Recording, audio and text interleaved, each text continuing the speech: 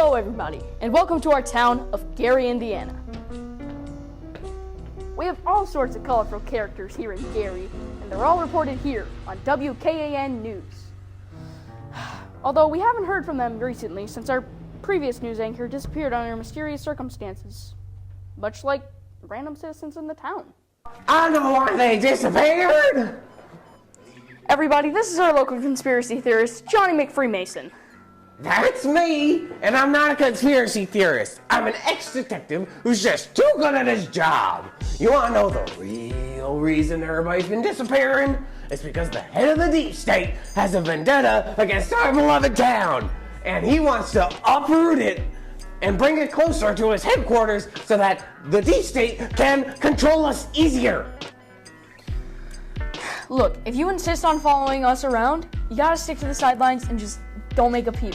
This group of people is new to our town, and I'm trying to show them around.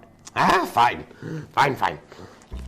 Moving right along, here's Paracelsus Industries, the largest laboratory in town. I actually once commissioned Dr. Paracelsus to make a plant that would make zombies rot faster with some spores. Yes, we do have zombies here in Gary, but it's not a big deal. It was just from a pandemic caused by a high school student. Anyway, Paracelsus Industries is the largest laboratory in the Midwest and in Mongolia, focusing on biological and genetic engineering, as well as space travel. Next up is the Church of Outcast Gods. It was founded by a man from Texas claiming that he was on a quest to eat all the cheese in the mortal plane to ascend to cheese heaven and meet with Jesus. He has since caused a cheese shortage and traveled to Canada. Some others have came since to set up statues of their own gods. For example, there's Valentine, goddess of love. And our own accountant here in Gary, Dave Drab, who is, by the statue, Mother Nature. This church has since been abandoned since nobody actually worships these gods. And here's the Nathaniel Manor, home to the Nathaniel family. Now, their name is hard for me to pronounce, so forgive me if I call it anything different from time to time. Listen, I've heard you struggle with their name so much that I know this is gonna take hours if you try to do it. But I know the story too, so let me just tell you. Okay, fine. Go ahead. The Nathaniel Manor is previous home to FM Nathaniel VI, current home of his niece, Laura Nathaniel. They're the wealthiest people in town, and it's all thanks to FM Nathaniel IV, who was a key negotiator with the Oregon Territory debates and also Louisiana Purchase. And let's see. Mr. Nathaniel VI actually lived to 138. I blame the deep state and also his wealth. But anyways, the last living Nathaniels alive are FM Nathaniel VIII as well as Laura Nathaniel. Now you can continue your tour. Couldn't have said it better myself. Thank you, Johnny Freemason.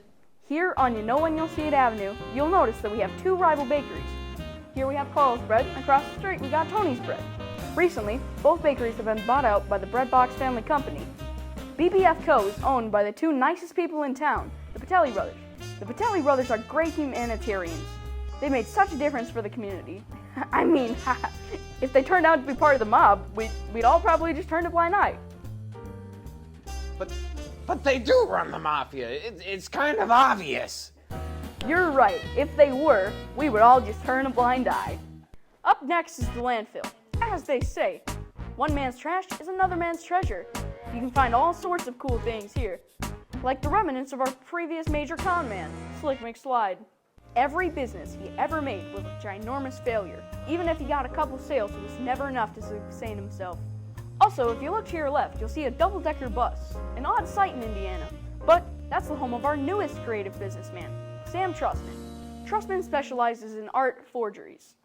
You've been talking about all these blatant criminals that have been walking around here, and I'd like to see you try to explain why the police haven't got them yet.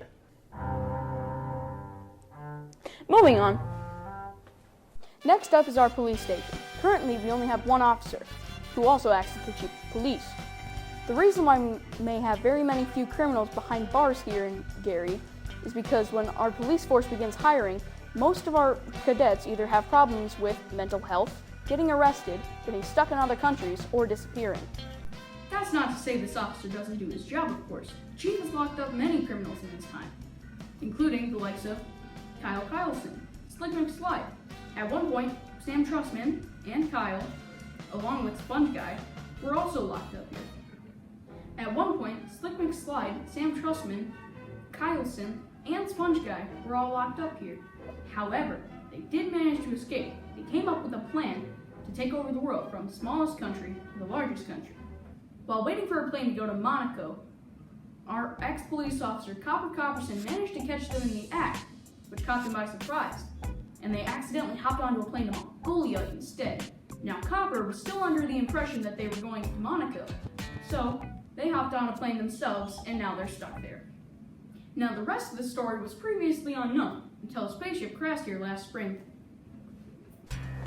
While in Mongolia, the four criminals changed their minds and decided to take over space instead. Then they went to Paracelsus Industries, the Space Exploration Division, and stole a rocket.